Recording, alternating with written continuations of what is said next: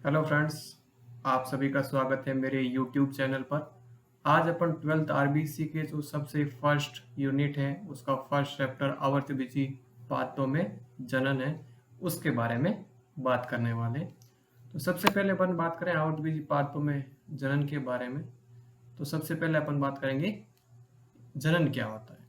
जनन का मतलब होता है जीव द्वारा अपने समान नए जीव उत्पन्न करना, या कह सकते हो जो भी जनक है जो क्या करेगा अपने समान नए जीव उत्पन्न करेगा, जिसको अपन क्या नाम देंगे, संतति। तो कोई भी जीव है जो अपने समान नए जीव उत्पन्न कर रहा है, तो नए जीव उत्पन्न करने की जो प्रक्रिया है, इस प्रक्रिया को अपन क्या नाम देंगे, जनक नाम दे सकते। और डायग्राम के अंदर आप देख सकते हो ये हाइड्रा का डायग्राम है, जिसके अंदर जनक हाइड्रा है, उसके द्वारा छोटा सा एक मुकुल का निर्माण हो रहा है।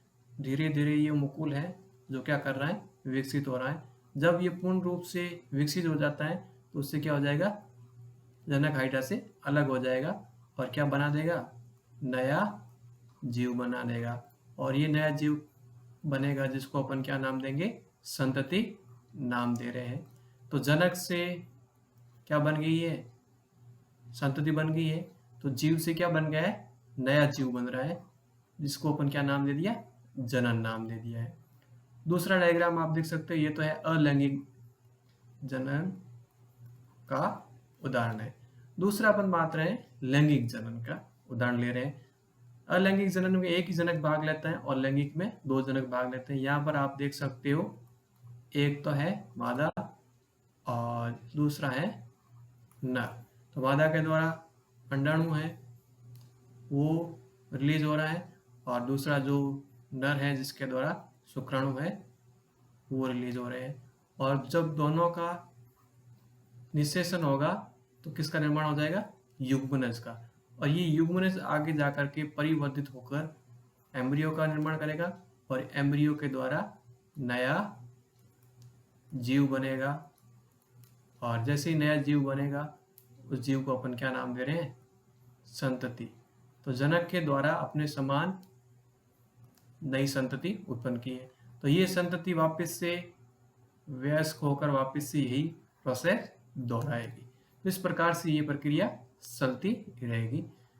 तो ये तो हो गया जनन के बारे में। दूसरा अपन बात करेंगे जनन की क्यों आवश्यकता पड़ती है।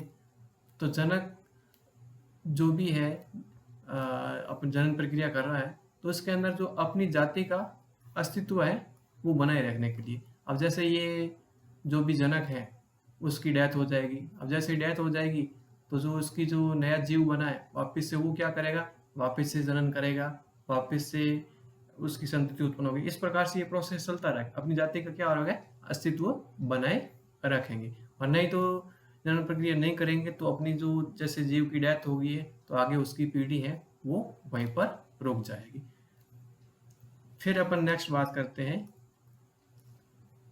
जनन के बारे में। तो जनन मुख्य रूप से जीवों के अंदर दो प्रकार का होता है।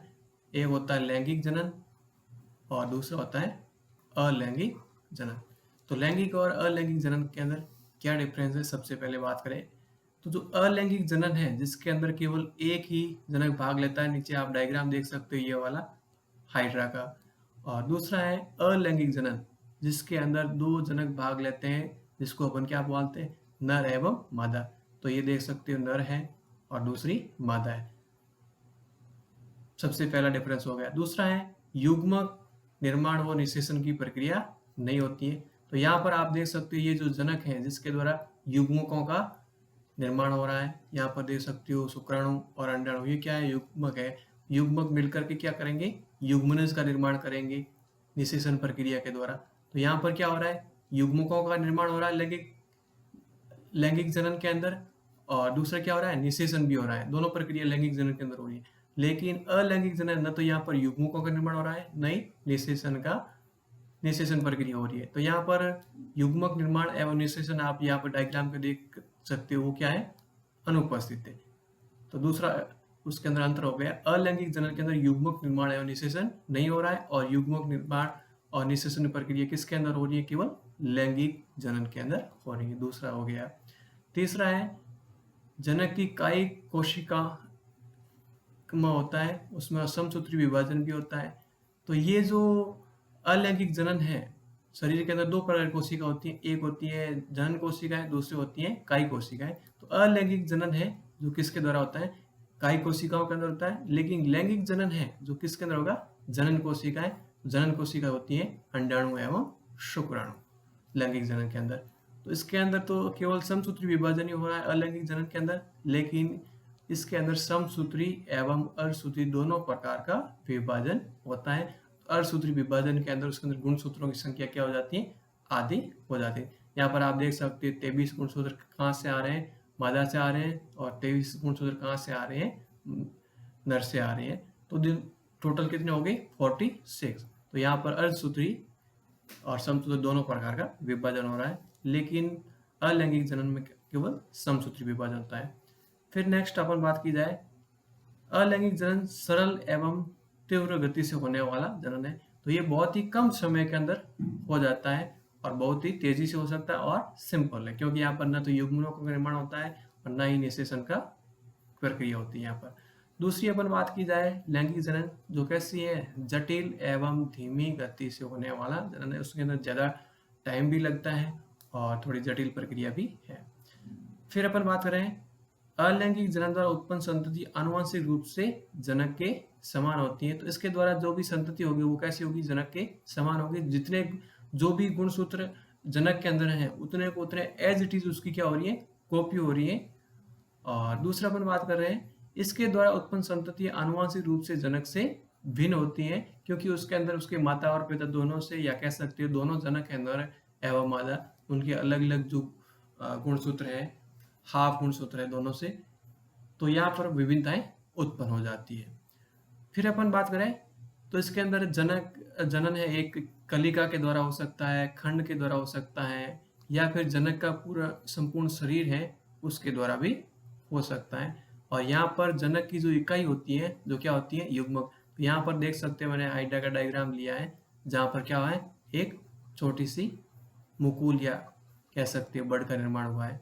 तो यहाँ पर तो क्या है, कलिका हो सकती है, कोई खंड हो सकता है, या जनक का पूरा शरीर है वो भी इकाई के रूप में कार्य करेगा।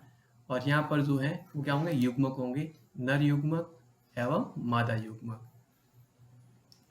उदाहरण के रूप में इस प्रकार का जनन है जो निम्न अकशेरुक प्राणी है जिसके अंदर है, और निम्न जो कॉर्डेट है जिसके अंदर भी देखने को मिलेगा। तो जितने भी निम्न श्रेणी के जो अकशेरुक प्राणी है जिसके अंदर भी देखने को मिलेगा, और निम्न जो कॉर्डेट है जिसके अंदर मिलेगा। और लैंगिक जनन है उच्च पौधों एवं जंतुओं के अंदर देखने को मिलेगा। तो ये नॉर्मली अपने पढ़ा था लैंगिक और अलैंगिक जनन के अंदर अंतर। फिर अपन नेक्स्ट बात करते हैं मैन आपके जो टॉपिक की सबसे फर्स्ट हेडिंग है, आवर्तबीजी पादपों में जनन। तो आवर्तबीजी पादपों के अंदर सबसे पहले तो अपन ने जनन की इंट्रोडक्शन भी कर लिया, क्योंकि आपको इसके बारे में नॉर्मल पता होना चाहिए जनन के बारे में।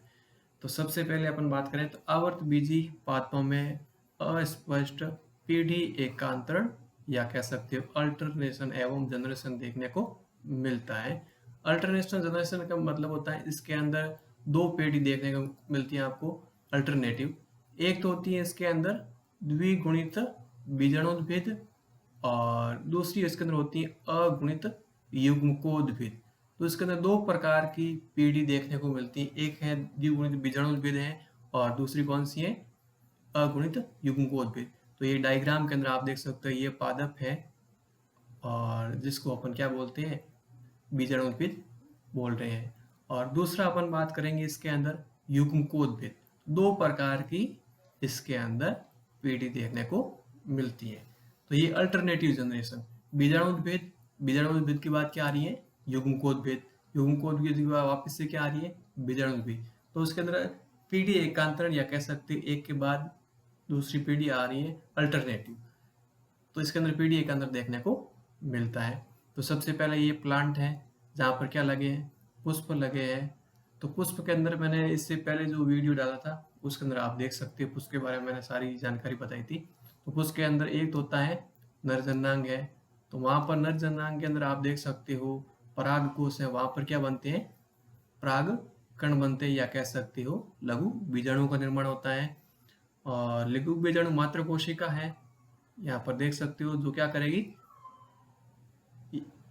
लघु बीजाणु मात्र कोशिका है जो क्या करेगी, लघु बीजाणुओं का निर्माण करेगी। और लघु बीजाणु कहाँ पर परिपक्व हो रहे हैं, लघु बीजाणु दानी के अंदर। लघु बीजाणु या आप कह सकते हो परागकण। और ये तो अपन ने एक पुमंग है उसकी बात की है।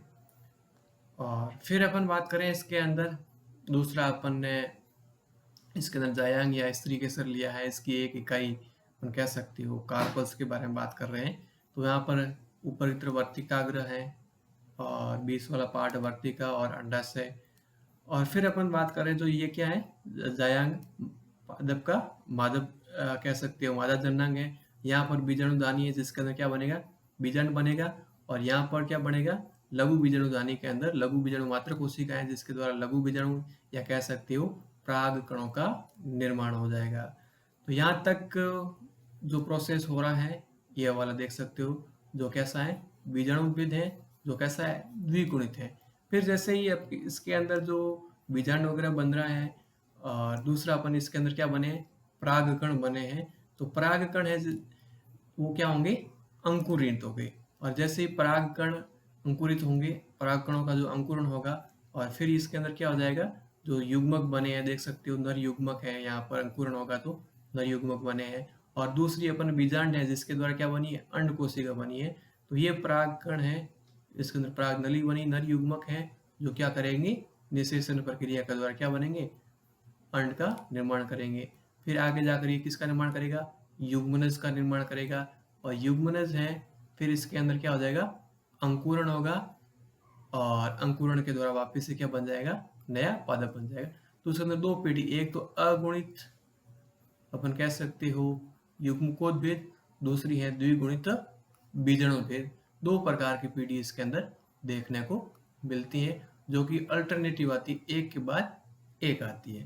तो सबसे पहले अपन बात की द्विगुणित युग्मकोद्भेद पीढ़ी होती है, जिसको अंदर मैन पीढ़ी होती है। और पादप का जो कह सकते हो पादप शरीर है इसके अंदर तो कैसा होगा, दीर्घजीवी होगा, स्वकोषी होगा, मूल, स्तंभ और पत्तियों में विभाजित है। तो यहाँ पर देख सकते हो ये है मूल, ये है ऊपर की तरफ आप देख सकते हो स्तंभ, और पत्तियां इसके अंदर विभाजित है। और ये क्या है, प्रमुख पीढ़ी है। और दूसरी है अगुणित, जो क्या होती है इसी के ऊपर निर्भर रहती है, जो कि अल्पजीवी और बहुत ही हासित होती है, जो कि द्विगुणित पीढ़ी पर ही विकसित होती है। इसका स्वतंत्र अस्तित्व संभव नहीं है। तो ये जो अपन कह सकते हैं दूसरी पीढ़ी है युग्मकोद्भेदी, जो किसके ऊपर निर्भर है, बीजाणुभेद है उसके ऊपर निर्भर है। तो ये जो युग्मकोद्भेद पीढ़ी है जो कि बहुत ही कम समय के लिए होती है, अल्पजीवी होती है और कैसी होती है, अगुणित होती है। और ये किसके ऊपर निर्भर है, जो बीजाणुभेद संतति है, द्विगुणित है, उसके ऊपर निर्भर रहती है। तो इसके अंदर आवर्तबीज पादपों में क्या देखने को मिलता है, पीढ़ी एकांतरण या कह सकते हो अल्टरनेशन ऑफ जनरेशन, जिसके अंदर बीजाणुभेद और दूसरी होती है इसके अंदर युग्मकोद्भेद। दो प्रकार की पीढ़ी है जो कि अल्टरनेटिव आती है। फिर अपन बात करते हैं आवर्तबीजी पादपों के अंदर जनन है, जो कि मुख्य रूप से कितने प्रकार का होता है, दो प्रकार का होता है। तो आवर्तबीजी पादपों के अंदर जनन की बात की जाए तो दो प्रकार से हो सकता है, अलैंगिक जनन और लैंगिक जनन। तो अलैंगिक जनन क्या होता है, लैंगिक जनन क्या होता है, अपन ने अभी पढ़ा है। तो जनन मुख्य रूप से कितने प्रकार का होता है जीवों के अंदर, या कह सकते हो अपन वैसे आवर्तबीजी पादपों के अंदर बात कर रहे हैं, लेकिन जितने भी प्रकार के जीव है सभी के अंदर दो प्रकार का जनन होता है। एक होता है लैंगिक और दूसरा होता है अलैंगिक जनन। तो आवर्तबीजी पादपों में हम अलैंगिक और लैंगिक दोनों प्रकार के जनन के बारे में पढ़ेंगे। अलैंगिक जनन है जो कि दो प्रकार का, अनिषेक बीजता, दूसरा है कायिक प्रवर्धन। और कायिक प्रवर्धन के अंदर की प्राकृतिक और कृत्रिम दोनों प्रकार से हो सकता है। उस कृत्रिम प्रवर्धन है उसकी अपन बात कर रहे हैं कर्तन विधि द्वारा, जैसे कि स्तंभ कर्तन है, मूल कर्तन है। दूसरा है दाब लगाना, टीला दाब है, वायु दाब है। तीसरा है रोपण विधि जिसके अंदर जीवारोपण है, पच्चर रोपण है, किरीट रोपण है और कलिका रोपण के बारे में अपन बात करेंगे। फिर इससे आगे बढ़ते हैं, नेक्स्ट डिटेल के अंदर पढ़ते हैं जनन के बारे में आवर्तबीजी पादपों के अंदर। तो फिर अपन आवर्तबीजी पादपों के अंदर सबसे पहले बात करेंगे अलैंगिक जनन के बारे में। तो अलैंगिक जनन के बारे में अभी अपन ने पढ़ा था। अलैंगिक जनन के अंदर अपन ने पढ़ा था अशुद्री विभाजन नहीं होता है, युग्मक संलयन भी नहीं होता है और न ही इसके अंदर निषेचन प्रक्रिया होती है। तो ऐसा जनन जिसके अंदर अर्धसूत्री विभाजन एवं युग्मकों का संलयन भी नहीं होता है और न ही युग्मकों का निर्माण होता है, तो इस प्रकार के जनन को अपन क्या बोल रहे हैं? अलैंगिक जनन, या कह सकते हो असंग जनन, एपोमिक्सिस भी कह सकते हो। तो इसके द्वारा जो भी उत्पन्न संतति होगी वो कैसी होगी? आनुवांशिक रूप से जो भी पादप है उसके समान होगी। और आवर्तबीजी पादपों में वैसे दो प्रकार का अलैंगिक जनन आपको देखने को मिल सकता है। पहला तो है अनिश्चयिक बीजता, या कह सकते हो अगैमोस्पर्मी, जिसका मतलब होता है बिना निषेचन के यदि जो भी बीज है या कह सकते हो जो भ्रूण है वो विकसित हो रहा है, तो इस प्रकार अनिश्चयिक बीजता के अंदर इस प्रकार के परिवर्तन में जो कि बीज के द्वारा ही हो रहा है, लेकिन इसके अंदर बीजों के अंदर जो भ्रूण के विकास में अर्धसूत्री विभाजन और युग्मकों का संलयन है वो नहीं हो रहा है। बिना निषेचन ना तो यहाँ युग्मकों का निर्माण होता है और न युग्मकों का संलयन हो रहा है। इस प्रकार के जो भी अलैंगिक जनन है जिसको अपन क्या नाम देंगे? अनिषेक बीजता। दूसरा इसके अंदर होता है कायिक जनन, या कह सकते हो कायिक प्रवर्धन, वेजिटेटिव रिप्रोडक्शन या वेजिटेटिव प्रोपोगेशन कह सकते हो। इस प्रकार के जनन में पौधे का पुनरुद्भवन बीज के अतिरिक्त पौधे के किसी भी कायिक भाग, पादप के अंदर कायिक भाग होते हैं जड़, तना और पत्ती। तो पादप के अंदर जड़, तना, पत्ती किसी भी भाग से यदि नया पादप बन रहा है तो इस प्रकार के जनन को अपन क्या नाम देंगे? कायिक जनन। पादप के कायिक भागों से यदि जनन की प्रक्रिया हो रही है तो इस प्रकार के जनन को अपन क्या नाम देंगे? कायिक जनन नाम दे रहे हैं। तो कायिक जनन के अंदर अपन बात करेंगे अलग अलग प्रकार के प्राकृतिक कायिक जनन के बारे में भी बात करेंगे, और कुछ कृत्रिम कायिक प्रवर्धन है उसके बारे में भी बात करेंगे। तो प्राकृतिक और कृत्रिम दोनों प्रकार से हो सकता है कायिक प्रवर्धन या कायिक जनन। तो सबसे पहले अपन बात करेंगे प्राकृतिक के बारे में। तो प्राकृतिक कायिक जनन के बारे में बात करेंगे तो सबसे पहले प्राकृतिक किसके द्वारा हो सकता है? जड़, तना, पत्ती तीनों के द्वारा हो सकता है। सबसे पहले अपन बात करें तने के द्वारा कायिक प्रवर्धन है, तो जैसे कि अलग अलग तने के रूपांतरित भाग है, जैसे कि परकंद है, या फिर कंद है, या फिर सलग कंद है, या फिर घन कंद है, या फिर ऊपरी भूस्तरी है, या अंत भूस्तरी है, या फिर भूस्तरी है। तो ये जो भी तने के अलग अलग रूपांतरित भाग है, तने का अलग अलग रूपांतरण है। जैसे परकंद है, उदाहरण के अंदर आप देख सकते हो अदरक के अंदर, कंद के द्वारा आलू के अंदर, सलग कंद के द्वारा अपन बात की जाओ तो लहसुन के अंदर आपको देखने को मिल सकता है, और घन कंद के अंदर अरबी के अंदर देखने को मिल सकता है। और ऊपरी भूस्तरीय उदाहरण हो जाएगा दूब घास, अंत भूस्तरीय है जिसके अंदर हो जाएगा पुदीना का, और भूस्तरीय का उदाहरण हो जाएगा स्ट्रॉबेरी। तो ये कुछ अलग अलग प्रकार के जो तने के जो रूपांतरित है वहां से क्या हो रहा है? नया पादप का निर्माण हो रहा है। और ये डायग्राम आप देख सकते हो आलू के अंदर जो कंद के द्वारा, तो आलू के अंदर आप देख सकते हो छोटी छोटी कुछ कलिकाएं बन रही है जिसको अपन क्या कहा जाता है? आंख भी कहते हैं। तो ये जो भी अंकुरण आंख की जो कलिका है इसके द्वारा क्या बन जाएगा? नया आलू है उसका निर्माण हो जाएगा। तो क्या है? पादप के तने के, तो आलू क्या है? पादप के तना है, तो वहां से नया आलू का निर्माण हो रहा है। तो इस प्रकार से सबसे पहला हो गया तने के द्वारा। दूसरा अपन प्राकृतिक कायिक जनन की अपन बात की जाए वो है जड़ों के द्वारा कायिक प्रवर्धन। तो जड़ों के द्वारा कायिक प्रवर्धन की अपन बात की जाए तो इसके अंदर कुछ जैसे काष्ठीय पौधे हैं जिसकी जड़ें हैं जो कि प्रौरों के द्वारा उत्पन्न हो रही हैं, जो कि नए पादप के रूप में वृद्धि करते हैं, जैसे कि नीम है, समेली है और शीशम है जिसके अंदर जड़ों के द्वारा कायिक प्रवर्धन देखने को मिलता है। उदाहरण के रूप में जैसे कुछ पौधे हैं जिसके अंदर कंदीय मूल होती है जो कि अपस्तनिक जो कि कलिका है उसके द्वारा उत्पन्न होती है, और जैसे ही वो मात्र पादप है वहां से पूर्ण रूप से विकसित हो जाती है तो अपने मात्र पादप है वहां से अलग हो जाएगी। जैसे एक उदाहरण के रूप में शकरकंद है और डहेलिया है, एस्पेरेगस है जिसके अंदर देखने को मिल सकता है जड़ों के द्वारा कायिक प्रवर्धन। तो ये आप शकरकंद है जिसके अंदर देख सकते हो ये उसकी जड़ है, वहां से क्या निकल रही है? जो भी नया पादप है वो जड़ों से विकसित हो रहा है। तो शकरकंद क्या है? पादप का जड़ का वाला भाग है जहां से क्या हो रहा है? कायिक जनन हो रहा है। तो ये डेलिया के अंदर कायिक प्रवर्धन की बात हो गई। शकरकंद है जिसके अंदर भी आपको देखने को मिल सकता है। फिर अपन बात करते हैं तीसरा इसके अंदर कायिक प्रवर्धन जड़ तना हो गया। फिर अपन बात करते हैं पत्तियों के द्वारा कायिक जनन। ब्रायोफिलम या कह सकते हो दूसरा पादप है बिगोनिया है जिसके अंदर पर्णवृंत पिट्यूल, और ब्रायोफिलम है जिसके अंदर पत्तियां हैं और पर्णवृंत है इसके अलावा, और उसकी जो कलिकाएं निकलेगी और कलिकाएं नया पादप बनाएगी। ये ब्रायोफिलम की पत्ती का डायग्राम देख सकते हो, और इस पत्ती पर आप देख सकते हो कुछ कलिकाएं निकल रही हैं और वो कलिकाएं धीरे धीरे विकसित होकर के नए पादप का निर्माण कर रही है। तो यहाँ पर जनन किसके द्वारा हो रहा है? पत्ती के द्वारा हो सकते हैं, और इस प्रकार के जनन को अपन क्या कहेंगे? पत्तियों के द्वारा कायिक प्रवर्धन।